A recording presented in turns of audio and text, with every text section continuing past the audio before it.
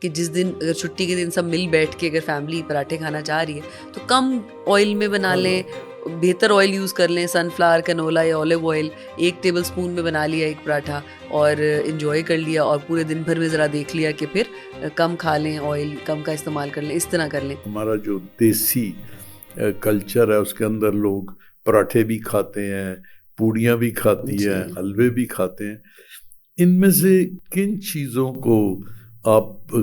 اپنے خیال میں منع کریں گی کہ یہ چیزیں بزرگوں کو کم کھانی چاہیے یا نہیں کھانی چاہیے؟ اچھا, یہ میری پرسنل اوپینین ہے کہ بالکل نہیں کھانا میں کبھی بھی پروموٹ نہیں کرتی, اور مجھے ہوتا ہے کہ فوڈ سے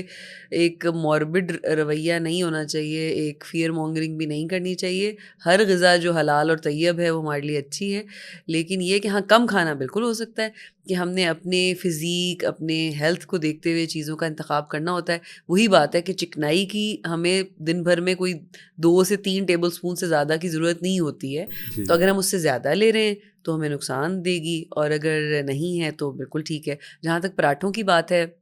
ہم تھوڑا سا امپرووائز کر سکتے ہیں کہ جس دن اگر چھٹی کے دن سب مل بیٹھ کے اگر فیملی پراٹھے کھانا چاہ رہی ہے تو کم آئل میں بنا لیں,